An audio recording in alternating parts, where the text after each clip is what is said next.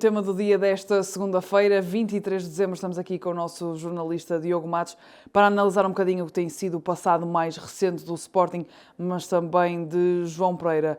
Matos, a minha primeira pergunta para ti nesta segunda-feira é como é que se explica este empate sem golos em Barcelos diante do Gil Vicente? É verdade, mais um resultado negativo para o Sporting. É certo que podemos analisar este resultado negativo de várias formas, mas eu acho que o ponto essencial, o foco deste resultado é apenas e só um. A falta de confiança com que a equipa do Sporting está. Vê-se claramente uma equipa sem crença, sem aquele fogo que se via ainda há cerca de um mês e meio. E podemos socorrer-nos um pouco das estatísticas para comprovar isto. O Sporting termina a partida de ontem com 64% de posse de bola, um número interessante. Nota-se claramente que a equipa do Sporting conseguiu, nesse aspecto, superiorizar-se ao Gil Vicente. No entanto, vimos também um Sporting com bastante dificuldade a chegar de forma efetiva ao último terço, a criar perigo de forma efetiva. A equipa orientada por João Pereira termina a partida com 7 remates à baliza, o que não é um dado estratosférico, digamos assim. Ou seja, os 64% de posse de bola à partida indicariam mais chances de golo. E os próprios jogadores do Sporting têm noção disso. É importante referir que no fim da partida, Francisco Trincão disse na flash da Sport TV, e passo a citar, que o Gil Vicente anulou por completo o Sporting, conseguiu realmente identificar onde é que o Sporting podia criar perigo e anular esses aspectos. E, porventura, a face mais visível disto foi a forma como o Moriguan, médio do Gil Vicente, passou o jogo todo quase como sombra de Víctor Gyökeres, e o sueco teve realmente dificuldade em entrar na partida. Portanto, ou seja, eu penso que o foco é realmente a falta de confiança com que o Sporting está neste momento, que vai desaguar um pouco nestes dados que referi agora. Pegando também em mais dados ainda, tendo em conta as 4 derrotas consecutivas, a vitória, vamos dizer, suada, diante do Boa Vista, mais o prolongamento diante do Santa Clara e agora este empate em Barcelos, acreditas que se calhar o duelo frente ao Benfica na próxima jornada pode vir a ser decisivo para João Pereira?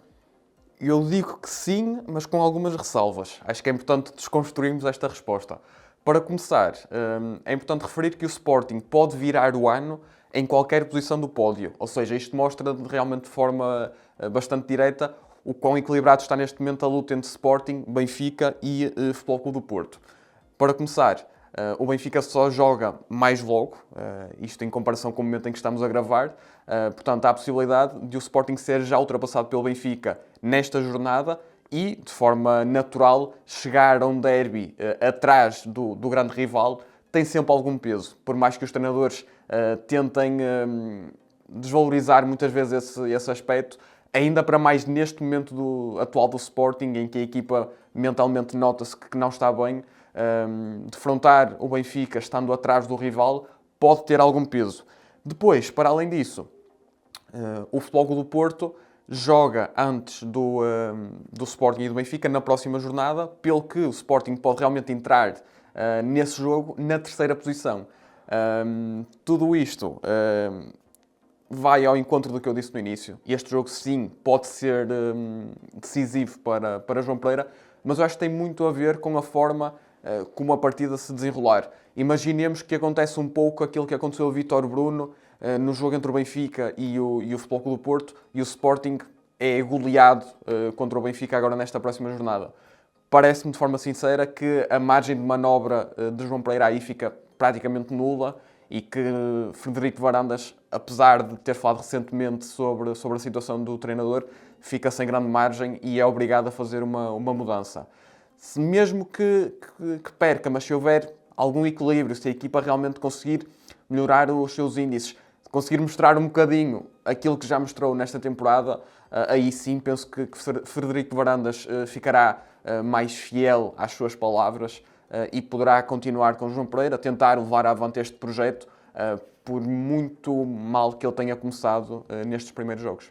Mencionaste Frederico Varandas e era exatamente o que eu te queria perguntar a seguir, porque Frederico Varandas teve algumas declarações na passada semana sobre João Pereira e eu queria te perguntar se achas que, em comparação com o discurso da apresentação de João Pereira e agora estas declarações, se acreditas que existe alguma diferença, alguma inconsistência nas declarações?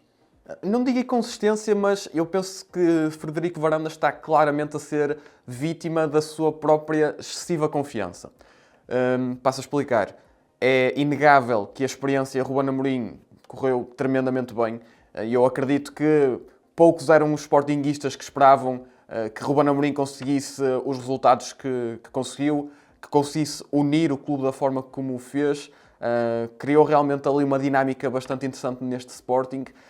E eu penso que o Presidente, um pouco embalado por isso, no momento da apresentação de João Pereira, falou como se fosse tudo muito fácil, como se fosse ali uma pequena troca e a equipa continuava a carburar, os resultados continuavam a aparecer.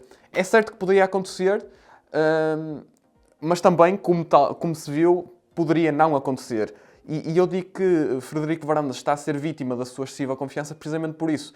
Ele surge no início, no momento da apresentação de João Pereira, a dizer que o João Pereira vai dar um excelente treinador, e não é isso que está em causa, porque pode realmente vir a dar, a dizer que daqui a 3, 4 anos estaria num grande clube europeu, e agora, na semana passada, já vem com um discurso muito mais contido, a dizer que seria sempre difícil para o treinador que sucedesse a Ruben Amorim, que era quase um presente envenenado. Eu penso que o discurso correto teria sido, ao início, um intermédio entre estes dois. Ou seja, mostrar, logicamente, confiança no treinador que iria assumir a equipa, mas fazendo sempre a ressalva de que seria um grande desafio, que o Sporting teria que se adaptar a uma nova realidade e aí sim perceber que realmente, neste momento, o Frederico Varandas vive um pouco quase refém das suas declarações e da forma como a comunicam, digamos assim. Já falámos aqui um bocadinho da relação com o Frederico Varandas, também entre os jogadores a nível jogado, portanto fica a faltar os adeptos do Sporting. Como é que tu acreditas que está neste momento a relação entre João Pereira e o grupo de adeptos leoninos? Sim, mais do que a minha opinião propriamente dita, acho que há alguns dados concretos que ajudam a sustentá-la. Ontem, no fim do jogo, ouviu-se mais uma vez um coro de críticas a João Pereira. Já no fim, quando as equipas recolheram os balneários e se preparavam para, neste caso, regressar a Lisboa, a equipa do Sporting, houve uma grande contestação na altura em que os jogadores chegam ao autocarro. Portanto, é claramente visível que a relação entre João Pereira e os adeptos do Sporting não é das melhores.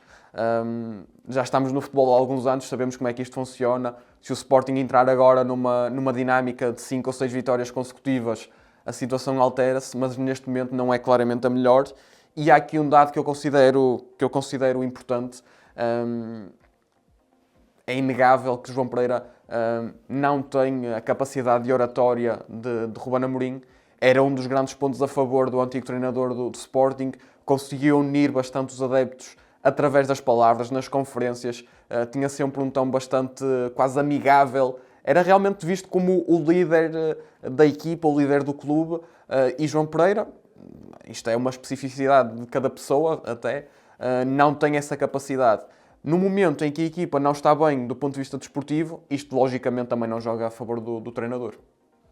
Para a última pergunta deste tema do dia, tendo em conta que existe um derby no próximo domingo, quais é que são as notas positivas que podemos tirar destes últimos jogos do Sporting, apesar mesmo destes resultados?